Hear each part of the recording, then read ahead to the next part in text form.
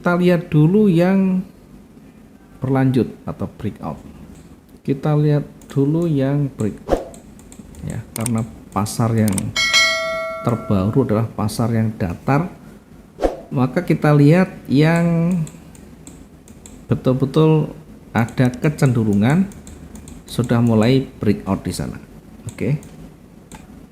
Minimal harus tahu support dan resisten.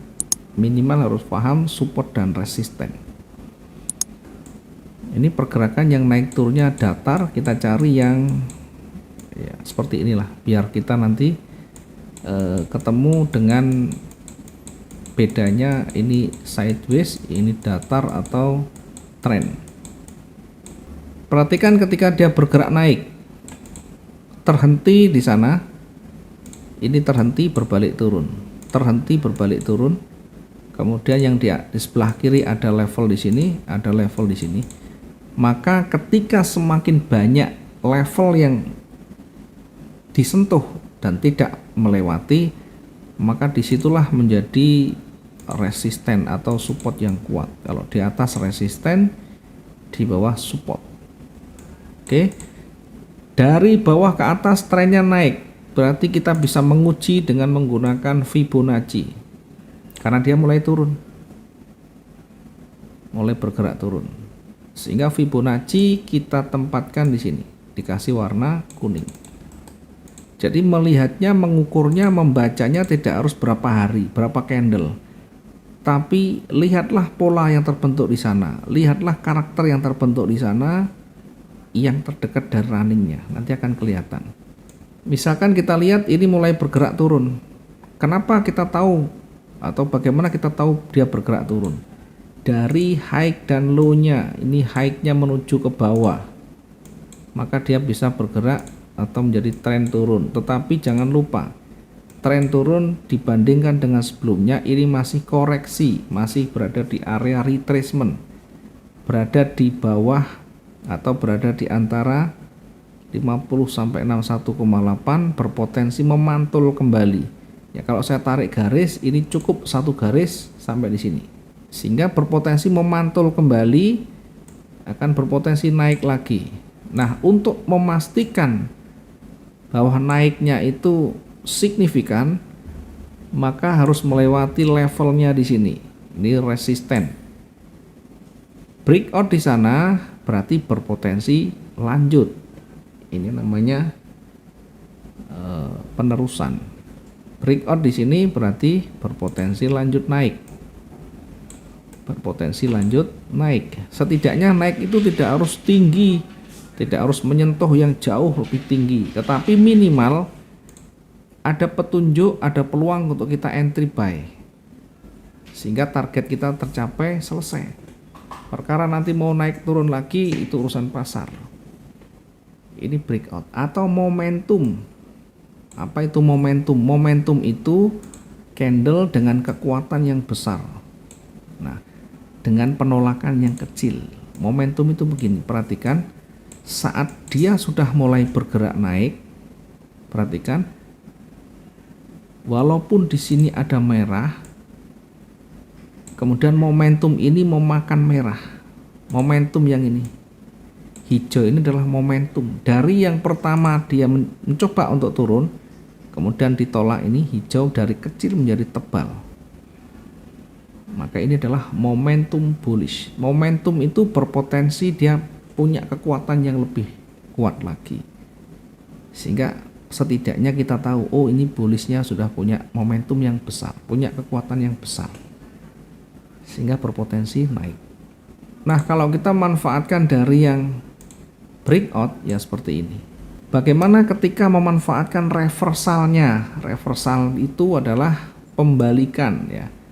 Pembalikan itu berarti sudah mulai ditolak. Nah, ciri-cirinya apa ketika berbalik? Tadi ada 3, minimal ada penolakan atau rejeksi, kemudian ada loss momentum atau perubahan warna. Kita bisa ambil 2 cukup.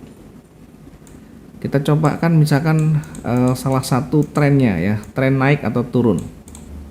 Dia trennya awalnya turun, oke, awalnya trennya turun, Kemudian perhatikan dari sisi candle yang terbentuk. Ini tebal, ini kecil, ini tebal, ini momentum. Momentum ini berpotensi lanjut turun. Dari momentum besar perhatikan ini mulai pendek, berarti berkurang. Jadi jangan mikir oh ini turun terus, bukan. Ada saatnya kekuatannya mulai berkurang, dari panjang menjadi lebih pendek, berarti lebih berkurang. Kemudian lebih pendek lagi. Kemudian hampir sama, kemudian lebih pendek lagi.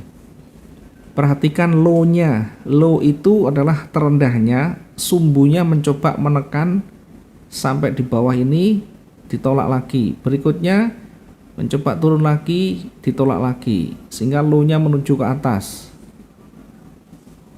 Satu, ada rejeksi, ada penolakan. Yang kedua, ada perubahan warna di sana. Maka di sini bisa jadi petunjuk akan berubah arah dari turun menjadi naik. Ya, setidaknya ada petunjuk mau naik. Kemudian kalau dia bergerak turun lagi, lihat lagi sebelah bawah. Ini levelnya di sini. Ya, dia mencoba kembali turun tapi gagal. Berikutnya mencoba turun lagi, gagal. Apa artinya di sana? Low-nya makin ke atas, berarti kekuatan seller makin berkurang. Kemudian bodinya makin panjang, yang mendominasi adalah bullish, sehingga ini berpotensi akan naik. Karena berada di levelnya, kita tunggu satu candle untuk konfirmasi di sini, mengindikasikan buyernya sudah kuat. Bergerak naik lagi sampai di sana, perhatikan. Ketika dia sudah mulai bergerak kuat, ya ada penolakan, berikutnya mencoba naik lagi tapi gagal. Perhatikan sisi sebelah kiri, ada levelnya di sana. Tidak mampu dilewati, dia mendekati tapi gagal. Tadi di karakter candle kita sudah bahas, ada sumbu yang panjang, bodi yang pendek, ini penolakan seller. Artinya buyer sudah mulai melemah. Kemudian kita konfirmasi apakah sudah ada mulai perubahan warna, ada di sini ada perubahan warna. Berarti ini bisa jadi akan betul-betul jauh lebih kuat turunnya. Perhatikan dari sisi high-nya menuju ke bawah. Berarti buyer sudah mulai melemah. Oke, dari yang kita sampaikan mungkin ada pertanyaan. Jadi loss momentum itu volume yang makin berkurang. Rejeksi itu ada penolakan, dan perubahan warna yang warnanya berubah itu pengaruhnya signifikan, bukan pendek kecil, bukan ya, pengaruhnya signifikan. Kalau kita pengen memastikan berarti pengaruhnya yang signifikan itu minimal setengah bodinya sebelumnya. Jadi kalau misalkan ini ragu ya tunggu ini selesai baru di sini. Ya, tapi karena ini waktunya sudah cukup pagi, ya tentu peluangnya pendek. Berikutnya hari esoknya baru kita lanjut.